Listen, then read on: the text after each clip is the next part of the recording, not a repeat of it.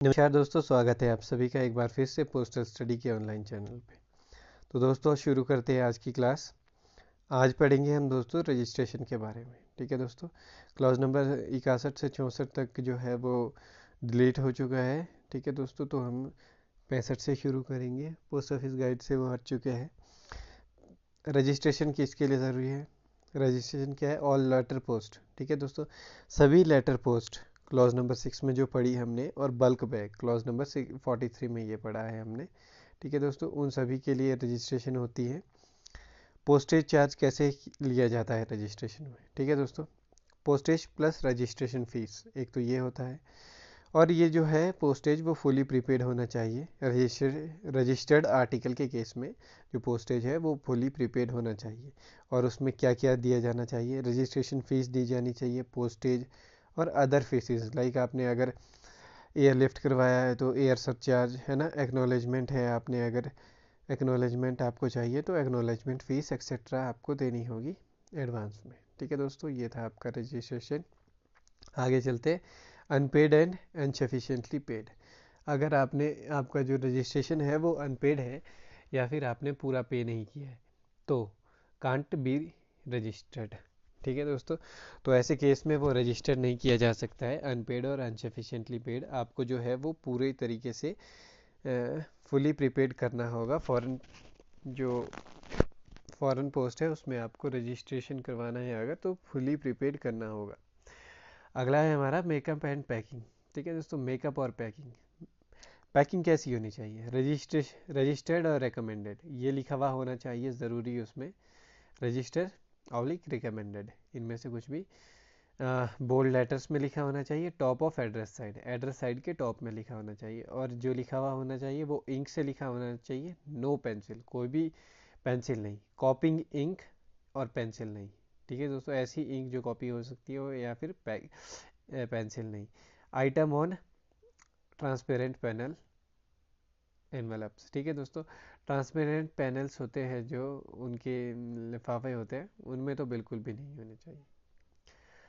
आगे, advice tape use to close registered items. Advice tape जो होती है आपकी वो यूज़ होनी चाहिए रजिस्टर्ड आइटम्स को क्लोज करने के लिए। ठीक है, जिसमें कि एडवाइस टेप में आपका लिखा हुआ होता है नेम, मार्क, स्टैम्प और सिग्नेचर ऑफ सेंडर। ठीक है दोस्तों, ये सभी जो लिखा होता है वो एडवाइस टेप में लिखे हुए होते हैं। आगे हमारा मैनर ऑफ पोस्टिंग। पोस्टिंग का क्या तरीका है रजिस्टर्ड आर्टिकल्स को? Handed at counter of PO. Post office के काउंटर में आपको हैंड ओवर करने होंगे वो पोस्ट ऑफिस को, है ना। और सेंडर जो है, सेंडर को एक रिसिप्ट मिलेगी, रजिस्ट्रेशन रिसिप्ट। आगे है registered items are close by advice tape, जैसा कि हमने इससे पहले ऊपर पढ़ा पैकिंग में, है ना। एडवाइस टेप से जो है वो क्लोज किए जाएंगे आपके रजिस्टर्ड आइटम्स को। और जो उसमें रजिस्टर जो किए जाएंगे उसमें date stamp shall be affixed on it, और जो डेट स्टैम्प है वो उसमें लगी हुई होनी चाहिए। किसमें? एडवाइस टेप में। आगे चलते हैं, आगे है advice of delivery. Advice of delivery का मतलब होता है एक्नॉलेजमेंट इन इनलैंड पोस्ट। जो एक्नॉलेजमेंट होती है भारतीय डाक में, भारतीय पोस्ट में, वही होता है advice of delivery foreign post में, है ना। इसमें आपको एक्नॉलेजमेंट फ़ीस पे करनी होती है सबसे पहले तो। एक्नॉलेजमेंट फ़ीस के बगैर एक्नॉलेजमेंट नहीं दी जाती है। एक्नॉलेजमेंट फ़ीस करने के बाद आपको attach advice of delivery form, एक advice of delivery form attachment attach करना होता है उसमें, है ना, जो कि रोमन कैरेक्टर्स से फिल्ड होना चाहिए आपका। इंडिकेशन होना चाहिए उसमें, है ना। इंडिकेशन यानी कि दर्शाया गया होना चाहिए सेंडर का नाम और एड्रेस रोमन कैरेक्टर में, जो कि बहुत ज़रूरी है, कंपलसरी है ये, है ना। और एविस से रिसेप्शन और AR stamp advice on delivery में ये लगी हुई होनी चाहिए। ठीक है दोस्तों, आगे है bold letters on address side, है ना। और ये लिखा हुआ होना चाहिए बोल्ड लेटर में एड्रेस साइड में, बिलो रजिस्टर्ड है, रजिस्टर्ड के नीचे। ठीक है दोस्तों, आगे चलते हैं। In case of standardised item, तो दोस्तों ऐसी आइटम्स जो स्टैंडर्ड्स वाली है, कुछ ज़रूरी आइटम्स होगी, तो उनमें एडवाइजरी रिसेप्शन और एआर लिखा होना चाहिए टॉप लेफ्ट हैंड कॉर्नर पे बिलो सेंडर एड्रेस के नीचे। ठीक है दोस्तों, स्टैंडर्डाइज्ड आइटम्स में। फॉर कैलकुलेटिंग पोस्टेज, और कैलकुलेट कैसे किया जाएगा postage, calculation of air surcharge, आपका हवाई डाक शुल्क प्लस एक्नॉलेजमेंट का भार, और एडवाइस ऑफ डिलीवरी चार्ज, है ना, mention on item with other charges, ये सभी जो है आइटम पे मेंशन किया होगा विद अदर चार्जेस पे। आगे चलते हैं दोस्तों, आपने डिलीवरी की एडवाइस कर दी, अब डिलीवरी कैसे होगी आपकी। ठीक है, डिपेंड्स ऑन इंटरनल रेगुलेशंस, ये वहाँ की आंतरिक है, जहाँ पे आपने भेजा है फॉरेन पे, आंतरिक रेगुलेशंस पे, उनके आंतरिक कानूनों पे डिपेंड करता है। इनवर्ड फॉरेन रजिस्टर्ड आर्टिकल्स, बाकी जो इनवर्ड फॉरेन रजिस्टर्ड आर्टिकल्स है, यानी कि ऐसे रजिस्टर्ड आर्टिकल्स जो कि फॉरेन से इंडिया में आए हैं और इंडिया में डिलीवर होने हैं, है ना, वो इंडिया में डिलीवर लाइक इनलैंड पोस्ट, जैसे कि इनलैंड पोस्ट के आर्टिकल्स को डिलीवर किया जाता है वैसे ही उन्हें भी डिलीवर किया जाएगा। After recovery of custom duty, जब कस्टम ड्यूटी से रिकवरी हो जाएगी, कस्टम ड्यूटी रिकवर हो जाएगी उसकी, और कस्टम क्लियरेंस हो जाएगा, कस्टम क्लियरेंस फीस पे कर दी जाएगी, तो उसे डिलीवर कर दिया जाएगा लाइक इनलैंड पोस्ट, जैसे कि इनलैंड पोस्ट को डिलीवर किया जाता है। रजिस्टर्ड आर्टिकल्स के केस में लाइबिलिटी क्या है पोस्ट ऑफिस की, सबसे पहले only for loss of registered article. ठीक है दोस्तों, सिर्फ आपके लॉस पर ही है रजिस्टर्ड आर्टिकल के, according to Universal Postal Convention, Universal Postal Convention जो कि हमने पहले दिन क्लास में पढ़ा था, जिसका काम होता है कानून बनाना यूपीओ के लिए। ठीक है दोस्तों, post office accepted liability for registered letter post उनके अकॉर्डिंग पोस्ट ऑफिस जो है वो लाइबिलिटी एक्सेप्ट करते हैं, है ना, किसके लिए, रजिस्टर्ड लेटर पोस्ट के लिए। ठीक है, अप टू कहाँ तक की, है ना, फॉर रजिस्टर्ड आर्टिकल, जो रजिस्टर्ड आर्टिकल्स होते हैं उनके लिए ₹220 तक की, और जो बल्क बैग होता है उनके लिए ₹1110 तक की। ठीक है दोस्तों, ये आप याद रखिएगा। आगे है no indemnity is payable for loss damage of registered article और बल्क बैग। ठीक है दोस्तों, सिर्फ लॉस पे होता है और कोई डैमेज पे और हानि की सुरक्षा के लिए कुछ भी नहीं दिया जाएगा बल्क बैग और रजिस्टर्ड आर्टिकल्स की, ये कह रहे हैं। ठीक है, आगे है responsibility of PO, ceases in other countries और for international postal identity card holders. ठीक है दोस्तों, रिस्पॉन्सिबिलिटी ऑफ पीओ, जो पोस्ट ऑफिस की रिस्पॉन्सिबिलिटी है वो सीज हो जाती है दूसरी कंट्रीज़ में। ठीक है दोस्तों, क्योंकि अपनी कंट्री में है जो पोस्ट ऑफिस अपनी रिस्पॉन्सिबिलिटी ले सकता है, पर जो दूसरी कंट्री है वहाँ पे पोस्ट ऑफिस की जो रिस्पॉन्सिबिलिटी है वो ख़त्म जैसी हो जाती है for international postal identity card holders के लिए। ठीक है दोस्तों, आगे है the liability of loss, liability of loss, no liability of loss sorry beyond control, नियंत्रण से बाहर जो होगी, है ना, आपका जो लॉस हो गया है वो ऐसी जगह पे हो गया जहाँ पे नियंत्रण ही नहीं है कोई डिपार्टमेंट का, तो वहाँ पे कोई लाइबिलिटी नहीं है। डिस्ट्रक्शन, है ना, अभिलेखों का विनाश हो चुका है तो वहाँ पे भी कोई लाइबिलिटी नहीं है। या फिर आपने कोई प्रोहिबिटेड आर्टिकल्स भेजे हैं जो कि हम सेक्शन 10 में पढ़ेंगे भी, तो भी कोई लाइबिलिटी नहीं है। Sender has not made inquiry with in 1 year, और सेंडर जो है 1 साल तक कोई इंक्वायरी नहीं करते और फिर आ जाते हैं अपने, तो कोई भी उसमें उस केस में भी कोई लाइबिलिटी नहीं रहेगी। ठीक है दोस्तों, आगे चलते हैं no liability article seized, article जब्त हो गया डेस्टिनेशन कंट्री पे किसी भी लीगल कार्य के लीगल रीज़न की वजह से, तो भी कोई लाइबिलिटी नहीं है, है ना, फॉर कस्टम डिक्लेरेशन, और कस्टम ही क्लियर नहीं हो पाया और ये तो डिसीजन है कस्टम डिपार्टमेंट का, उसमें भी कोई लाइबिलिटी नहीं है पोस्ट ऑफिस की। ठीक है, पेमेंट ऑफ इंडेमनिटी, क्षतिपूर्ति का भुगतान किसे किया जाएगा, पेबल टू सेंडर, ये वैसे तो पेबल टू सेंडर होता है, अगर सेंडर चाहता है तो एड्रेसी को भी पे किया जा सकता है। आगे है subsequent recovery of lost registered articles, खोए पंजीकृत लेख के बाद की वसूली। ठीक है दोस्तों, जैसे कि आपके जो रजिस्टर्ड आर्टिकल्स थे वो खो गए हैं पर वो मिल गए हैं अब, पर जो है उनके बाद वसूली कैसी की जाएगी। After payment of indemnity partially और फुली, जो हानि थी वो पे कर दी गई है, पार्शली या फुली वो पे कर दी गई है। और जो है अब person wants to deliver of article, जो पर्सन है भेजने वाला या फिर लेने वाला, उनको डिलीवरी चाहिए आर्टिकल की, तो उन्हें एक रीपेमेंट का मौका दिया जाता है। जो उन्हें आइडेमनिटी दी गई थी विद इन 3 मंथ्स की, आप उसे आइडेमनिटी को पे कर दीजिए। अगर वो पे कर देते हैं तो आर्टिकल उन्हें दे दिया जाएगा, अगर वो पे नहीं करते हैं तो वो आर्टिकल जो है प्रॉपर्टी ऑफ पोस्ट ऑफिस होगी। ठीक है दोस्तों, सीधा सीधा है। जो उनको हानि का नुकसान क्षतिपूर्ति दी गई थी, अगर वो उसे वापस कर देते हैं पोस्ट ऑफिस को, तो पोस्ट ऑफिस उन्हें डिलीवरी दे देता है। अगर वो नहीं देते हैं तो उसे पोस्ट ऑफिस की प्रॉपर्टी मान लिया जाता है। यहाँ पे क्लॉज नंबर 74 डिलीटेड है। क्लॉज नंबर 75 है कंपलसरी इंश्योरेंस, तो ये हम क्लॉज नंबर 78 में देखेंगे इंश्योरेंस के सेक्शन में। तो दोस्तों इंश्योरेंस का सेक्शन यहाँ से शुरू होता है, यहाँ पे हमारा ख़त्म होता है रजिस्ट्रेशन। इंश्योरेंस का डिस्क्रिप्शन देख लेते हैं सबसे पहले। Only letters can be insured in foreign post, foreign post में मात्र लेटर्स ही इंश्योरेंस हो सकता है उनका, यानी कि उनका बीमा हो सकता है सिर्फ लेटर्स का। Not allowed to all countries, सभी कंट्रीज़ में भी ये अलाउड नहीं है। सेक्शन 13 में हम वो देखेंगे। Insured letters should contain custom duty articles, insured letters जो है उसमें कस्टम ड्यूटी आर्टिकल होने चाहिए। इफ़ सेंट, और जब वो भेजे जाते हैं, कस्टम डिक्लेरेशन ज़रूरी है for countries which don't admit dutiable goods, है ना, उन कंट्रीज़ के लिए जो नहीं एडमिट करती है ड्यूटेबल गुड्स को अपने। आगे है हमारा insured value and insurance for inland transit, बीमा राशि और अंतर्देशीय परागमन के लिए बीमित मूल्य। मैक्सिमम अमाउंट वेरीज, है ना, account destination route for India 10,000।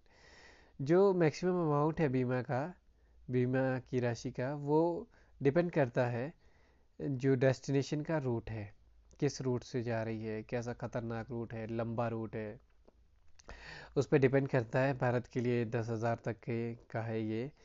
और country in which insurance is not accepted, है ना, ऐसी कंट्रियां जहाँ पे इंश्योरेंस जो है वो एक्सेप्टेड नहीं है आर्टिकल्स की, पोस्टल आर्टिकल्स की, वो कैसे ट्रीट किया जाएगा। अप टू इंडिया, जब तक पर ऐसी कंट्रीज़, मान लीजिए आप किसी ऐसी कंट्री पे अपना आर्टिकल भेज रहे हैं, वो भी इंश्योर्ड आर्टिकल, पर उस कंट्री पे जो है वो इंश्योर्ड आर्टिकल वो एक्सेप्ट ही नहीं करते हैं।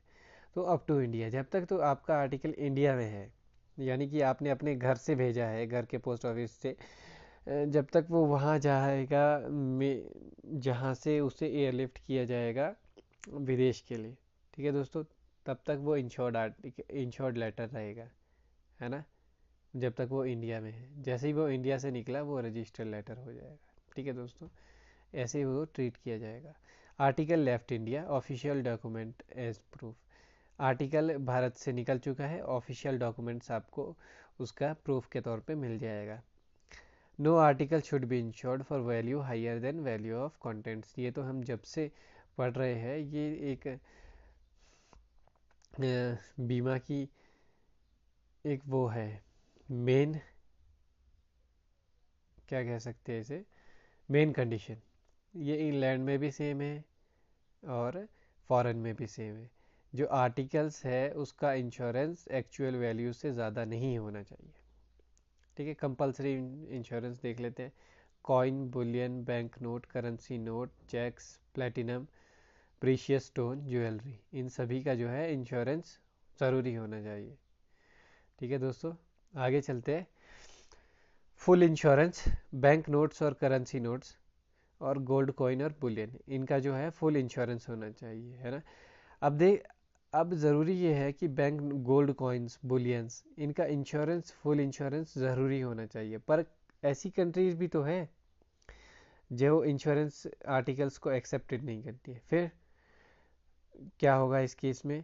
Should be insured for actual value up to inland post, तो फिर ये एक्चुअल वैल्यू पे इनलैंड पोस्ट तक, जब तक ये इंडिया में है तब तक इनलैंड ट्रांसमिट के लिए ये इंश्योर्ड होनी चाहिए। उसके बाद तो ये रजिस्टर आर्टिकल के तौर पे ही इसे भी कैरी किया जाएगा। ठीक है दोस्तों, पोस्टेज कैसे होगा इसमें, लेटर्स पे postage, registration charge, insurance charge और एडवाइस ऑफ डिलीवरी अगर आपने एक्नॉलेजमेंट ली है तो। ठीक है दोस्तों, ये सभी इसमें चार्ज करना होगा इंश्योरेंस के केस में पोस्टेज। आगे चलते हैं, registered letter insured for inland transit only. ठीक है दोस्तों, रजिस्टर्ड लेटर क्या होते हैं इंश्योरेंस के केस में, ये इंश्योर्ड होते हैं, पर इंश्योर्ड होते हैं सिर्फ इनलैंड ट्रांसिट के लिए, है ना। इंश्योरेंस फीस जो है इसमें चार्ज होती है इनलैंड रेट पे। ठीक है दोस्तों, क्योंकि जो डेस्टिनेशन है वहाँ पे इंश्योरेंस एक्सेप्टेड ही नहीं है, और फुली प्रीपेड होने चाहिए। ठीक है दोस्तों, फॉरेन मेल्स में फुली प्रीपेड होने चाहिए। अनपेड एंड अनसफिशिएंटली पेड, अगर आपका अनपेड है या फिर आधा अधूरा पेड है तो एक्सेप्टेड नहीं है इंश्योरेंस में। ठीक है, एक्सेप्टेड नहीं है। डायमेंशन का दोस्तों आप लेटर्स पढ़ लीजिए डायमेंशन के एक बार फिर से। ठीक है दोस्तों, क्योंकि जो डायमेंशन है इसके भी वो लेटर्स की तरह ही है। मैक्सिमम वेट जो है कितना होना चाहिए, मैक्सिमम वेट 2 kg। ठीक है, 2 kg तक मैक्सिमम वेट इसमें अलाउड है। अगला है हमारा मेकअप और पैकिंग। मेकअप क्या और पैकिंग कैसी होनी चाहिए इंश्योर्ड लेटर्स की। ठीक है दोस्तों, क्योंकि सिर्फ लेटर्स ही इंश्योर्ड हो सकते हैं फॉरेन मेल में। सबसे पहले तो एनवेलप जो होना चाहिए वह स्ट्रॉन्ग होना चाहिए और सील्ड होना चाहिए। ठीक है दोस्तों, पैकिंग कैसी होनी चाहिए, मेड इन वन पीस, एक पीस का ही एनवेलप बना होना चाहिए, टुकड़े टुकड़े जोड़कर नहीं बना होना चाहिए, बिल्कुल भी ट्रांसपेरेंट नहीं होना चाहिए, और कलर के बॉर्डर नहीं होने चाहिए, उसमें कलरफुल बॉर्डर नहीं होने चाहिए। ठीक है दोस्तों, इतना समझ आ गया आपको। आगे देखते हैं, सफिशेंट सील, जो सील है वो पर्याप्त मात्रा में सील लगी होनी चाहिए उसमें, और सेम वैक्स का प्रयोग होना चाहिए सील में भी। ठीक है दोस्तों, आगे चलते हैं। आगे है seal, postage stamp, other level, है ना। सील लगी होनी चाहिए, पोस्टेज स्टैंप्स होनी चाहिए, अदर लेवल्स होनी चाहिए, इनका स्पेस होना चाहिए एक, ठीक है, अलग से, और फॉर नॉट हाइडिंग डैमेज, और स्पेस होना चाहिए कि आप लोग जो है वो डैमेज को नहीं छुपा रहे हैं। ठीक है दोस्तों, not for insured letter level, और इंश्योर्ड लेटर लेवल के लिए नहीं है, जो इंश्योर्ड लेटर का लेवल होता है उसके लिए नहीं है। आगे है इंश्योर्ड बॉक्स। इंश्योर्ड बॉक्स कैसे पैक होना चाहिए, है ना। वुड, मेटल और प्लास्टिक का बॉक्स होना चाहिए। जो इसकी वॉल होनी चाहिए बॉक्स की वो 8 mm की होनी चाहिए। जो टॉप और बॉटम है ना, वो कवर्ड होने चाहिए वाइट पेपर के साथ। ठीक है दोस्तों, सफ़ेद कागज़ के साथ टॉप और बॉटम कवर होना चाहिए इंश्योर्ड बॉक्स का। इंश्योर्ड बॉक्स, और उसमें लिखा हुआ क्या होना चाहिए, एड्रेस ऑफ एड्रेसी, डिक्लेरेशन और ऑफिशियल स्टैम्प्स, चारों तरफ से सील्ड होना चाहिए। ठीक है दोस्तों, top and bottom cover with white paper.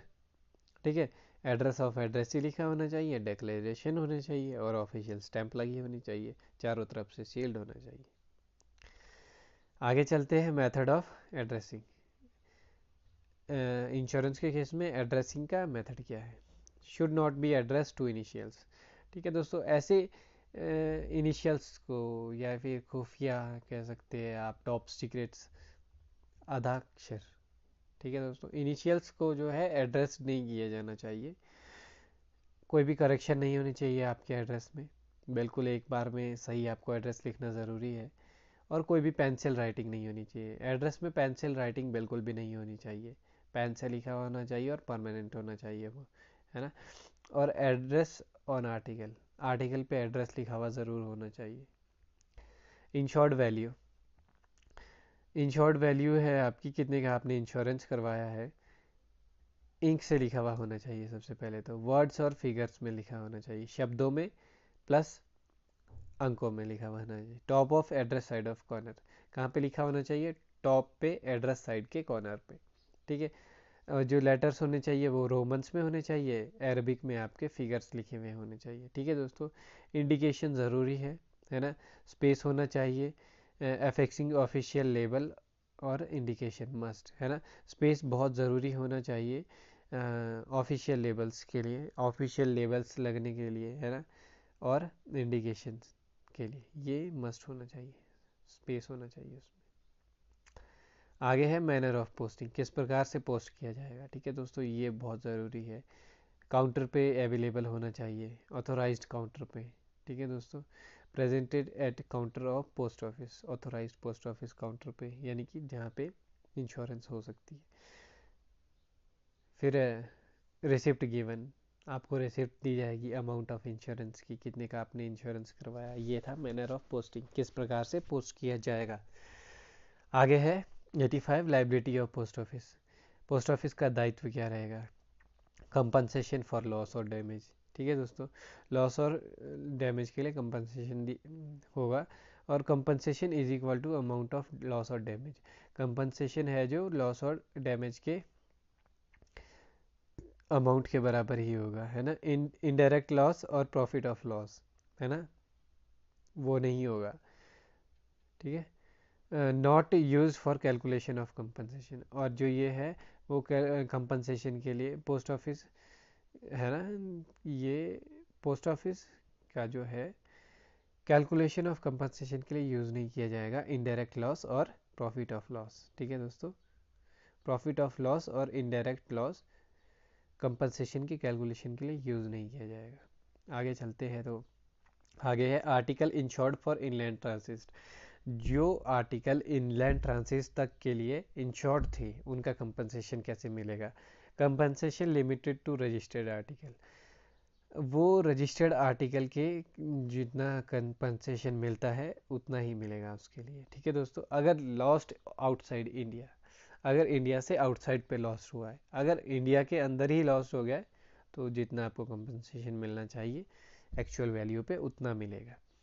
आइडेमनिटी, क्षतिपूर्ति पेबल है सेंडर को, है ना। If delivered lost damage to addressee, अगर डिलीवर्ड कर दिया गया डैमेज आर्टिकल एड्रेसी को डेस्टिनेशन पे। ठीक है दोस्तों, और third party if international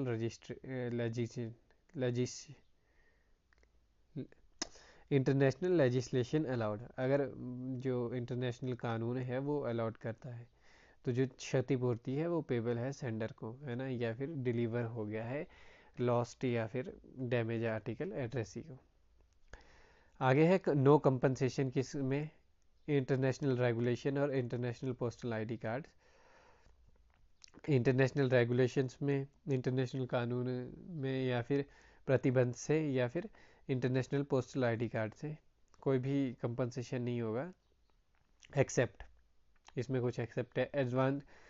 advance complaint अगर होती है इरेगुलरिटी, अनियमितताओं की, एडवांस में ही कंप्लेंट हो जाती है, और इमीडिएटली आफ्टर डिलीवरी, या फिर तुरंत डिलीवरी के तुरंत बाद ये कंप्लेंट हो जाती है, तो वहाँ पे एक एक्सेप्शन है कि आपको मिल सकता है ना। बियॉन्ड कंट्रोल, अगर फिर बियॉन्ड कंट्रोल से बाहर होगा पोस्टल है ना, पोस्टल एडमिनिस्ट्रेशन के, पोस्टल डिपार्टमेंट के, तो फिर नहीं हो पाएगा उसमें। डिस्ट्रक्शन ऑफ रिकॉर्ड, या फिर रिकॉर्ड्स जो है वो डिस्ट्रक्शन हो गया उनका, वो तबाह हो चुके हैं और आर्टिकल ट्रेस ही नहीं हो पा रहा है, फिर भी नहीं हो पाएगा, है ना। नेग्लिजेंस ऑफ सेंडर, सेंडर की गलती है, सेंडर ने पैकिंग सही से नहीं की है, फिर भी नहीं है कोई कंपनसेशन उसमें, है ना।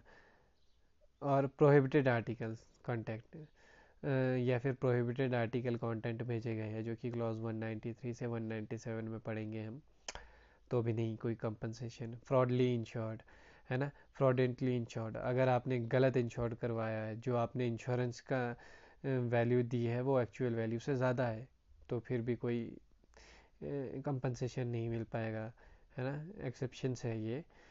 Inquiry with in a year, और एक साल के अंदर इंक्वायरी नहीं की तो भी नहीं मिल पाएगा।